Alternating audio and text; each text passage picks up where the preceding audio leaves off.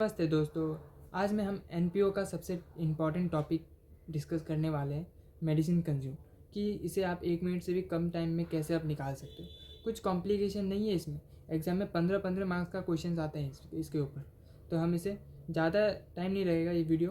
तो चलिए वीडियो को शुरू करते हैं। हम लोग क्वेश्चन नंबर 3 सॉल्व करने वाले हैं ICA मॉड्यूल का प्रैक्टिकल क्वेश्चन 3। तो चलिए वीडियो को शुरू करते हैं। तो आपको सबसे पहले मेडिसिन कंज्यूम आपको निकालना है। तो आपको मेडिसिन कंज्यूम ऊपर लिख लेना है वर्किंग नोट की जगह में। फिर आपको मेडिसिन सप्लाई लिखना पड़ेगा, क्योंकि आपको हम क्वेश्चन नंबर 3 कर रहे हैं। तो इसे आपको पता कैसे चलेगा आपको मेडिसिन कंज्यूम निकालना है। मेडिसिन सप्लाई दिया रहेगा, फिर आपको मेडिसिन का स्टॉक ड्यू दिया रहेगा, स्टॉक ऑफ मेडिसिन दिया रहेगा। तो आपको सबसे पहले लिख लेना है यहाँ पे मेडिसिन सप्लाई। मेडिसिन सप्लाई यहाँ पे क्वेश्चन में दिया हुआ है 30,000।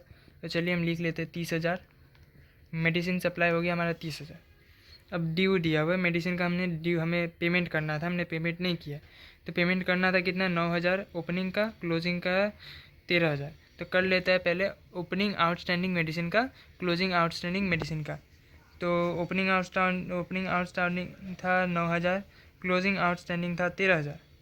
पहले हमें पूरे इसको लिख लेना है, फिर हम इसे आराम से प्लस माइनस कर लेंगे।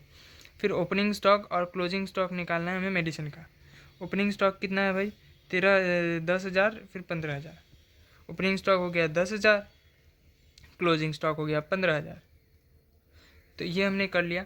अभी इसका बीच में एक एडजस्टमेंट होता है, उसे हमने स्किप कर दिया है, क्योंकि वो उतना ज़रूरी नहीं था। क्योंकि उसका जो हमें परचेज़ निकालना था, opening stock plus purchase minus closing stock, purchase हमने नहीं निकाला है, हमने डायरेक्ट कर दिया। परचेज़ का कोई ज़रूरत भी नहीं था, क्योंकि हमें इनकम एंड एक्सपेंडिचर अकाउंट में उसे शो नहीं करना है।